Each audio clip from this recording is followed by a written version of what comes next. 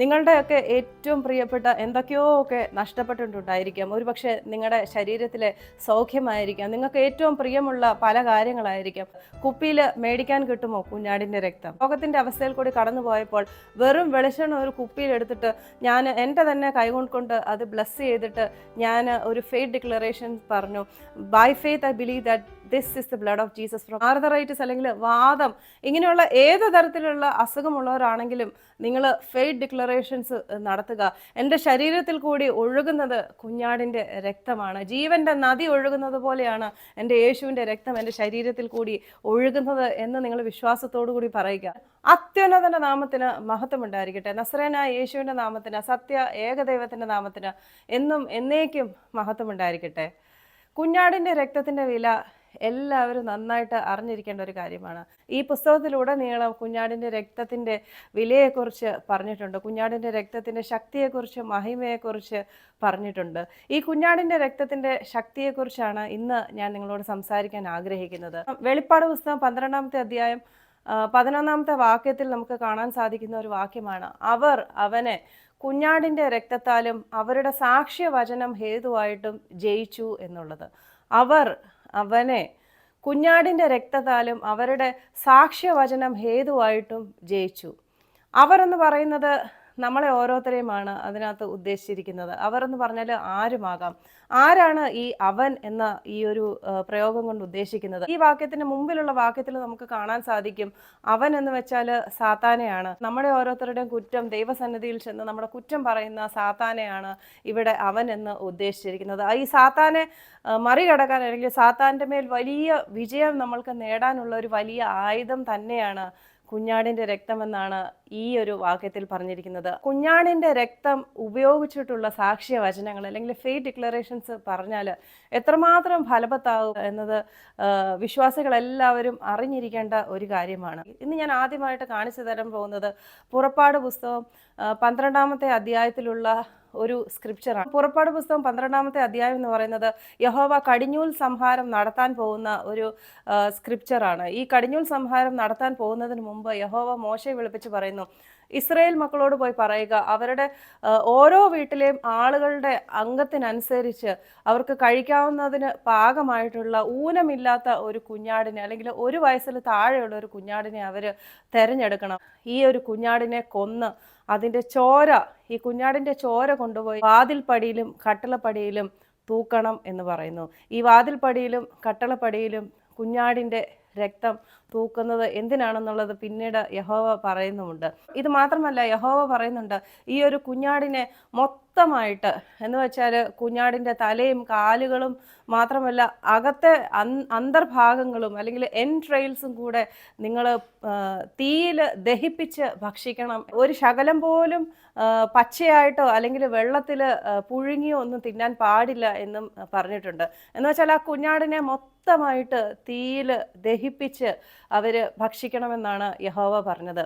ഓർക്കുന്നുണ്ടോ, കാൽവറി എന്ന യാഗപീഠത്തിന്മേൽ മൊത്തമായിട്ട് ഒരു കുഞ്ഞാട്, നമ്മുടെ ജീസസ് ക്രൈസ്റ്റ് ഓഫ് നാസറേത്ത് എങ്ങനെയാണ് നിങ്ങൾക്ക് വേണ്ടി അല്ലെങ്കിൽ നമുക്ക് എല്ലാവർക്കും വേണ്ടി ദഹനയാഗവും ഹനനയാഗവും ഒക്കെ ആയിട്ട് അല്ലെങ്കിൽ തീയിൽ ദഹിപ്പിക്കുന്ന, ഇംഗ്ലീഷ് ബൈബിളിൽ യൂസ് ചെയ്തിരിക്കുന്നത് റോസ്റ്റഡ് എന്നുള്ള പദമാണ്.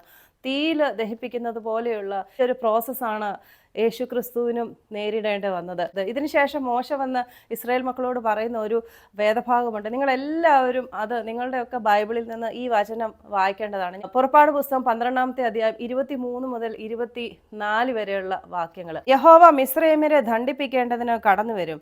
എന്നാൽ കുറുമ്പടിമേലും കട്ടളക്കാൽ രണ്ടിന്മേലും രക്തം കാണുമ്പോൾ യഹോവ വാതിലൊഴിഞ്ഞ് കടന്നു പോകും. നിങ്ങളുടെ വീടുകളിൽ നിങ്ങളെ ദണ്ഡിപ്പിക്കേണ്ടതിന് സംഹാരകൻ വരുവാൻ സമ്മതിക്കുകയുമില്ല. ഈ കാര്യം നീയും പുത്രന്മാരും ഒരു നിത്യ നിയമമായി ആചരിക്കണം എന്ന് പറയുന്നു. ഈ ഒരു കാര്യം നിത്യ നിയമമായിട്ട് ആചരിക്കണം എന്നാണ് പറയുന്നത്.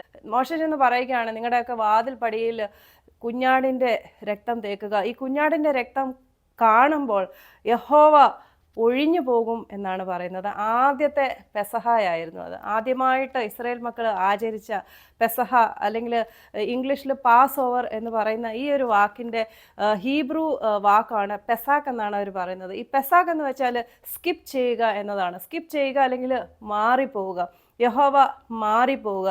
യഹോവ കടിഞ്ഞൂൽ പുത്രനെ കൊല്ലാതെ ഈ ഒരു ഭവനം കാണുമ്പോൾ യഹോവ പറയും, ഇത് എൻ്റെ വീടാണ്, ഇതിലുള്ളത് എൻ്റെ മക്കളാണ്, ഇവരെ ദണ്ഡിപ്പിക്കുകയല്ല, ഇവരെ രക്ഷിക്കുകയാണ് ഞാൻ ചെയ്യേണ്ടത് എന്ന് യഹോവ ഈ ഒരു വീട്, ഈ ഒരു ഭവനം സ്കിപ്പ് ചെയ്ത് പോകുന്ന ആ ഒരു ഇതിനാണ് പെസഹ അല്ലെങ്കിൽ ദി പാസ് ഓവർ എന്ന് പറയുന്നത്. പെസഹ അല്ലെങ്കിൽ പെസാക്ക് നടത്താൻ അല്ലെങ്കിൽ സ്കിപ്പ് ചെയ്യാൻ, മാറിപ്പോകാനുള്ള ഒരേ ഒരു റീസണാണ് ആ ഭവനത്തിൻ്റെ മേൽ കുഞ്ഞാടിൻ്റെ രക്തം ഉണ്ടാകണമെന്നുള്ളത്. ആ ഭവനത്തിൻ്റെ കട്ടളപ്പടിയിലും വാതിലിൻ്റെ മേളിലും കുഞ്ഞാടിൻ്റെ രക്തം കണ്ടേ മതിയാകത്തുള്ളൂ. ഇതിന് ശേഷം വരുന്ന ഒരു വാക്യമുണ്ട്, നിങ്ങളത് വായിച്ചു നോക്കുക. നിങ്ങളുടെ ഭവനങ്ങളിൽ നിങ്ങളെ ദണ്ഡിപ്പിക്കാൻ സംഹാരകനെ അവൻ സമ്മതിക്കുകയില്ല. ഇത് പുതിയ നിയമത്തിൻ്റെ പശ്ചാത്തലത്തിൽ വരുന്ന ഒരു വാക്യമാണ്. ഇതിനൊക്കെ ആയിട്ട് ഒരു ഫോർഷാഡോ ആയിട്ട് യഹോവ നൽകിയ ഒരു വചനമാണ്. നിങ്ങളുടെ ഭവനങ്ങളിൽ നിങ്ങളെ ദണ്ഡിപ്പിക്കാൻ സംഹാരകനെ അവൻ അനുവദിക്കുകയില്ല. സംഹാരകന് നിങ്ങളുടെ ഭവനങ്ങളിൽ ദണ്ഡിപ്പിക്കാൻ പറ്റാതെ വണ്ണം കാത്തു സൂക്ഷിക്കുന്നതാണ് the blood of the lamb, യേശുവിൻ്റെ രക്തം. കുഞ്ഞാടിൻ്റെ രക്തത്തിൻ്റെ വില നിങ്ങൾ മനസ്സിലാക്കുക. അവർ അവനെ കുഞ്ഞാടിൻ്റെ രക്തം ഹേതുവായി ജയിച്ചു. അവർ അവനെ കുഞ്ഞാടിൻ്റെ രക്തം ഹേതുവായിട്ട് ജയിച്ചു. കുഞ്ഞാടിൻ്റെ രക്തം നമ്മുടെ ഭവനങ്ങളുടെ മേല്, നമ്മുടെ ജോലിയുടെ മേല്, നമ്മുടെ ശരീരത്തിൻ്റെ മേല്, നമ്മുടെ മക്കളുടെ മേല്, നമ്മൾക്കുള്ള എല്ലാത്തിൻ്റെ മേലും നമ്മൾ തൂക്കേണ്ടത് തന്നെയാണ്. നമ്മളത് ചെയ്യാറുണ്ടോ? യഹോവ വളരെ വ്യക്തമായിട്ട് ഇവിടെ പറഞ്ഞിരിക്കുകയാണ്, ഇതൊരു നിത്യ നിയമമായിട്ട് എന്ന് പറഞ്ഞാൽ ഒരു ലോങ് ലാസ്റ്റിംഗ് ഓർഡിനൻസ് ആയിട്ട് നിങ്ങളത് കരുതണം എന്ന് തന്നെയാണ് പറഞ്ഞിട്ടുള്ളത്. നമ്മൾ എത്രമാത്രം വില കൊടുക്കുന്നുണ്ട് കുഞ്ഞാടിൻ്റെ രക്തത്തിനായിട്ട്. ആദ്യത്തെ പെസഹായിട്ട് ഇസ്രായേൽ മക്കൾ ആചരിച്ച് ആ ഒരു കുഞ്ഞാടിനെ മൊത്തമായിട്ട് കഴിക്കണമെന്നായിരുന്നു, അല്ലെങ്കിൽ അവർ ഭക്ഷിക്കണമെന്നായിരുന്നു യഹോവ കൊടുത്ത ഇൻസ്ട്രക്ഷൻ. ഒരു ശകലം പോലും കളയാനും പാടില്ല, ഒന്നും ബാക്കി വെക്കാനും പാടില്ലായിരുന്നു. പിന്നീടാണ് ബലികളെ യഹോവ സ്ഥിരപ്പെടുത്തുന്നത്, അല്ലെങ്കിൽ ഇസ്രായേൽ മക്കൾക്കായിട്ട് 5 തരത്തിലുള്ള ബലികൾ യഹോവ ഇൻസ്റ്റിറ്റ്യൂട്ട് ചെയ്യുന്നു. ഇതിനെക്കുറിച്ച് നമ്മൾ വായിക്കുന്നത് ലേവ്യ പുസ്തകത്തിലാണ്. ലേവ്യ പുസ്തകം 1-ാമത്തെ അധ്യായത്തിലാണ് ഹോമയാഗത്തിനെ കുറിച്ച് പറയുന്നത്. ഹോമയാഗത്തിനുള്ള മൃഗം അത് കാളയോ മാടോ ആടോ അല്ലെങ്കിൽ പക്ഷികളോ എന്ത് തരത്തിലുള്ള ആനിമൽ ആണെങ്കിലും ഇതും ഇതുപോലെ തന്നെയായിരുന്നു യഹോവ പറഞ്ഞിട്ടുള്ള ഇൻസ്ട്രക്ഷൻസ്. മൊത്തമായിട്ട് അതിനെ തീയിൽ ദഹിപ്പിക്കണം. ഇത് മാത്രമല്ല, അതിനെ കൊന്നിട്ട് അതിൻ്റെ ചോരയെടുത്ത് യാഗപീഠത്തിൻ്റെ ചുറ്റും തളിക്കണം എന്നും പറഞ്ഞിട്ടുണ്ട്. ഇത് ലേവ്യ പുസ്തകം 1-ാമത്തെ അധ്യായം 11 മുതൽ 13 വരെയുള്ള വാക്യങ്ങളാണ്. ഈ വാക്യങ്ങൾ നമുക്കൊന്ന് വായിക്കാം. യാഗപീഠത്തിൻ്റെ വടക്ക് വശത്ത് വെച്ച് അതിനെ അറുക്കണം. അഹരോന്റെ പുത്രന്മാരായ പുരോഹിതന്മാർ അതിൻ്റെ രക്തം യാഗപീഠത്തിൻ്റെ ചുറ്റും തളിക്കണം. അവർ അതിനെ തലയോടും മേധസ്സോടും കൂടെ ഖണ്ണം ഖണ്ണമായിട്ട് മുറിക്കണം. പുരോഹിതൻ അവയെ യാഗപീഠത്തിൽ തീയുടെ മേലുള്ള വിറകിന്മീതെ അടുക്കി വെക്കണം. കുടലും കാലും അവൻ വെള്ളത്തിൽ കഴുകണം. പുരോഹിതൻ സകലവും കൊണ്ടുവന്ന് ഹോമയാഗമായി യഹോവയ്ക്ക് സൗരഭ്യവാസനയുള്ള ദഹനയാഗമായി യാഗപീഠത്തിന്മേൽ ദഹിപ്പിക്കുകയാണ്. ഇസ്രായേൽ മക്കൾക്ക് അന്ന് യഹോവ നൽകിയ ഹോമയാഗത്തിന്റെ ഇൻസ്ട്രക്ഷൻ അതേപടി അനുസരിച്ച് തന്നെയാണ് വർഷങ്ങൾക്ക് ശേഷം, ഏകദേശം 2025 വർഷങ്ങൾക്ക് മുമ്പ് കാൽവറി എന്ന ഹോമപീഠത്തിന്മേൽ അല്ലെങ്കിൽ യാഗപീഠത്തിന്മേൽ നസ്രയനായ യേശുവും ഇതുപോലെ തന്നെ കുഞ്ഞാട് ബലിയായിട്ട് നമുക്ക് ഓരോരുത്തർക്കും വേണ്ടി ബലിയായത്. തൻ്റെ ശരീരത്തിലെ അവസാന തുള്ളി ചോര പോലും നമ്മൾക്ക് വേണ്ടി ഒഴുക്കിയാണ് യേശുക്രിസ്തു എന്ന കുഞ്ഞാട് മരിച്ചത്. യേശുവിൻ്റെ രക്തത്തിൻ്റെ പ്രത്യേകത എന്താണ് ഈ രക്തത്തിൻ്റെ പ്രത്യേകത? ഇത് മനസ്സിലാക്കാൻ വേണ്ടി ലേവ്യ പുസ്തകം 17-ാമത്തെ അധ്യായം 11-ാമത്തെ വാക്യം നമുക്കൊന്ന് കാണാം. മാംസത്തിൻ്റെ ജീവൻ രക്തത്തിലല്ലോ. ഇതിനു ശേഷം പറയുന്നതാണ്, യാഗപീഠത്തിന്മേൽ നിങ്ങൾക്ക് വേണ്ടി പ്രായശ്ചിത്തം കഴിപ്പാൻ ഞാൻ അത് നിങ്ങൾക്ക് തന്നിരിക്കുന്നു. യാഗപീഠത്തിന്മേൽ നിങ്ങൾക്ക് വേണ്ടി പ്രായശ്ചിത്തം ചെയ്യുവാൻ ഞാൻ അത് നിങ്ങൾക്ക് തന്നിരിക്കുന്നു. യേശു മരിക്കുന്നതിനൊക്കെ ഒരുപാട് വർഷങ്ങൾക്ക് മുമ്പാണ് ഈ ലേവ്യ പുസ്തകമൊക്കെ എഴുതിയത് തന്നെ. അന്നേ യഹോവ പറഞ്ഞിരിക്കുകയാണ്, യാഗപീഠത്തിന്മേൽ നിങ്ങൾക്ക് വേണ്ടി മാംസത്തിൻ്റെ ജീവനിരിക്കുന്ന രക്തം നിങ്ങൾക്ക് വേണ്ടി ഞാൻ ചൊരിഞ്ഞിരിക്കുന്നു, നിങ്ങൾക്ക് വേണ്ടി ഞാൻ തന്നിരിക്കുന്നു. What A wonderful God we have. നമ്മുടെ ജീവൻ തിരിച്ചു മേടിക്കാൻ അല്ലെങ്കിൽ റിഡീം ചെയ്യാൻ വേണ്ടി തൻ്റെ ജീവൻ അല്ലെങ്കിൽ തൻ്റെ ജീവനിരിക്കുന്ന രക്തം കൊടുത്താണ് യേശുക്രിസ്തു ഇത് നമുക്ക് വേണ്ടി, അവൻ്റെ വലിയേറിയ രക്തം കൊടുത്താണ് നമ്മളെ ഓരോരുത്തരെയും തിരിച്ചു വാങ്ങിയിരിക്കുന്നത് അല്ലെങ്കിൽ റിഡീം ചെയ്തിരിക്കുന്നത്. ഇതിനുവേണ്ടി തന്നെയാണ് യഹോവ മനുഷ്യനായിട്ട് ജഡമായിട്ട് രൂപം കൊണ്ടത്. നമ്മളെ ഓരോരുത്തരെയും തൻ്റെ രക്തം കൊടുത്ത്, തൻ്റെ ജീവൻ കൊടുത്ത് നമ്മുടെ ജീവൻ തിരിച്ച് വാങ്ങാൻ വേണ്ടി. ഇനിയും വളരെ പ്രധാനപ്പെട്ട ഒരു കാര്യം പറയാനുണ്ട്. ഏറ്റവും കൂടുതൽ ആൾക്കാർ പറയുന്നതാണ് യേശുക്രിസ്തു ക്രൂശിൽ മരിച്ചത് പാപങ്ങളിൽ നിന്ന് രക്ഷിക്കാൻ വേണ്ടി മാത്രമാണ് എന്നുള്ളത്. പക്ഷേ ഇത് പാപത്തിന് വേണ്ടി മാത്രമല്ല, നമുക്ക് വേണ്ട എല്ലാ കാര്യങ്ങളുമാണ് യേശുക്രിസ്തു റിഡീം ചെയ്ത് തന്നിരിക്കുന്നത്. നമുക്ക് നമ്മുടെ ലൈഫ് ഇൻ അബണ്ടൻസ് ആക്കാൻ വേണ്ടി തന്നെയാണ് യേശുക്രിസ്തു ക്രൂശിൽ മരിച്ചത്. ഇതിനൊരു വലിയൊരു ഫോർഷാഡോ ആയിട്ടുള്ള ഒരു സ്ക്രിപ്ചർ ഉണ്ട്. നമുക്ക് പിന്നെയും പോകേണ്ടത് പഴയ പുസ്തകങ്ങളിലേക്ക് തന്നെയാണ്. കുഞ്ഞാടിന്റെ രക്തം എന്തൊക്കെയാണ് നമുക്ക് വീണ്ടെടുത്ത് തരാൻ ഉതകുന്നത് എന്ന് മനസ്സിലാക്കാൻ വേണ്ടി ഉൽപ്പത്തി പുസ്തകം 22-ാമത്തെ അധ്യായം 2-ാമത്തെ വാക്യം. അബ്രഹാമെ എന്ന് വിളിച്ചതിന് ഞാൻ ഇതാ എന്ന് അവൻ പറഞ്ഞു. അപ്പോൾ അവൻ, നിന്റെ മകനെ, നീ സ്നേഹിക്കുന്ന നിന്റെ ഏകജാതനായ ഇസഹാക്കിനെ തന്നെ കൂട്ടിക്കൊണ്ട് മോറിയ ദേശത്തേക്ക് ചെന്ന് അവിടെ ഞാൻ നിന്നോട് കൽപ്പിക്കുന്ന ഒരു മലയിൽ അവനെ ഹോമയാഗം കഴിക്കുക എന്ന് അരുളി ചെയ്തു. നിന്റെ മകനെ, നീ സ്നേഹിക്കുന്ന നിന്റെ ഏകജാതനായ മകനെ ഹോമയാഗം കഴിക്കുക എന്നാണ് അബ്രഹാമിനോട് യഹോവ പറയുന്നത്. അബ്രഹാമിന് ആകെ ഉണ്ടായിരുന്ന, അല്ലെങ്കിൽ അബ്രഹാമിന് ഏറ്റവും പ്രിയമുള്ള അബ്രഹാമിൻ്റെ മകനെയാണ് യഹോവ ചോദിച്ചത്. പക്ഷേ രക്ഷ കരുതി വെച്ചുകൊണ്ട് തന്നെയായിരുന്നു യഹോവ ആ ഒരു ചോദ്യം ചോദിച്ചത് തന്നെ. ഇസഹാക്കിൻ്റെ മേൽ അബ്രഹാമിൻ്റെ കത്തി വീഴുന്നതിന് മുമ്പേ തന്നെ യഹോവ പറഞ്ഞു, അവിടെ ആട് കുടുങ്ങിക്കിടപ്പുണ്ട്. അന്നും അവിടെ ഉണ്ടായിരുന്നു. ഈ വചനത്തിനകത്ത് നിങ്ങൾ വായിച്ചപ്പോൾ ശ്രദ്ധിച്ചോ എന്നറിയത്തില്ല, ഇതിനകത്തുമുണ്ട് ഹനനയാഗം എന്നുള്ള ആ ഒരു പദം. യാഗങ്ങളൊക്കെ ഇൻസ്റ്റിറ്റ്യൂട്ട് ചെയ്യുന്നതിന് മുമ്പേ തന്നെ, പുറപ്പാട് പുസ്തകത്തിൽ പെസഹായ്ക്ക് മുമ്പേ തന്നെ, ഉൽപ്പത്തി പുസ്തകത്തിൽ തന്നെയാണ് ആദ്യമായിട്ടുള്ള ഹനന യാഗം നടന്നത്. അവിടെയും രക്ഷയ്ക്കായിട്ട് ഒരു കുഞ്ഞാട് കുരുങ്ങിക്കിടന്നു. അബ്രഹാമിന് ആകെ ഉണ്ടായിരുന്ന, അല്ലെങ്കിൽ അബ്രഹാമിന് ഏറ്റവും പ്രിയമുണ്ടായിരുന്ന മോനെ രക്ഷിക്കാൻ വേണ്ടി അന്നും അവിടെ ഒരു കുഞ്ഞാടുണ്ടായിരുന്നു.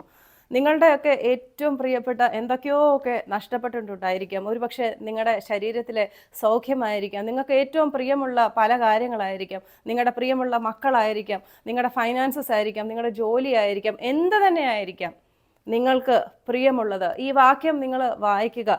നിനക്ക് പ്രിയമുള്ള, നിനക്ക് ഏറ്റവും ഇഷ്ടമുള്ള നിന്റെ ഏകജാതനെ വേണമെന്ന് പറഞ്ഞ ആയൊരു യഹോവ അവിടെയും രക്ഷയ്ക്ക് വേണ്ടി കുഞ്ഞാടിന്റെ രക്തം ഒരുക്കിയിട്ടുണ്ടായിരുന്നു. ഇത് പുതിയ നിയമത്തിന്റെ കാലമാണ്. കാളയുടെയോ മാടിൻ്റെയോ ആടിൻ്റെയോ പ്രാവിൻ്റെയോ ഒന്നും രക്തമല്ല. ശരിക്കുമുള്ള യഥാർത്ഥ കുഞ്ഞാട് 2025 വർഷങ്ങൾക്ക് മുമ്പ് മരിച്ചു കഴിഞ്ഞിരിക്കുന്നു. യേശു എന്ന ഊനമില്ലാത്ത കുഞ്ഞാടിൻ്റെ രക്തത്തിൻ്റെ, വിശുദ്ധ രക്തത്തിൻ്റെ ശക്തി മനസ്സിലാക്കി, അതിൻ്റെ മഹിമയെ മനസ്സിലാക്കി നിങ്ങൾ കുഞ്ഞാടിൻ്റെ രക്തം നിങ്ങളുടെയൊക്കെ ജീവിതത്തിൽ നിങ്ങൾ നേരിടുന്ന ഏത് പ്രശ്നത്തിൻ്റെ മേലും കുഞ്ഞാടിൻ്റെ രക്തം നിങ്ങൾ തളിക്കാൻ നോക്കുക. എങ്ങനെയാണ് കുഞ്ഞാടിൻ്റെ രക്തം നിങ്ങൾക്ക് കിട്ടുന്നത്? കുപ്പിയിൽ മേടിക്കാൻ കിട്ടുമോ കുഞ്ഞാടിൻ്റെ രക്തം?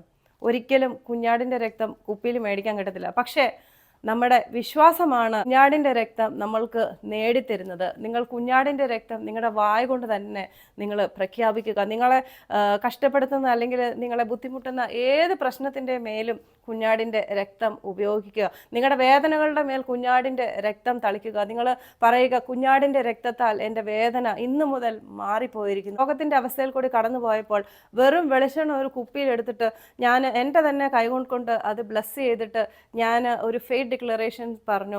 By faith I believe that this is the blood of Jesus from now onwards.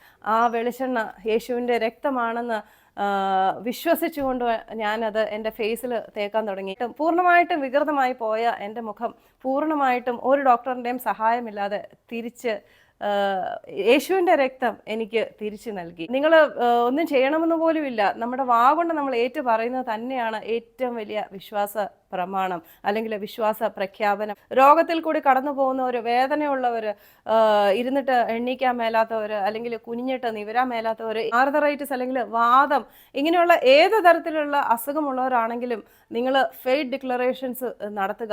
എൻ്റെ ശരീരത്തിൽ കൂടി ഒഴുകുന്നത് കുഞ്ഞാടിൻ്റെ രക്തമാണ്. ജീവൻ്റെ നദി ഒഴുകുന്നത് പോലെയാണ് എൻ്റെ യേശുവിൻ്റെ രക്തം എൻ്റെ ശരീരത്തിൽ കൂടി ഒഴുകുന്നത് എന്ന് നിങ്ങൾ വിശ്വാസത്തോടു കൂടി പറയുക. ഇതിനെക്കാട്ടിലും വലിയൊരു ആയുധം നമ്മൾക്ക് യേശുക്രിസ്തു തരാനില്ല.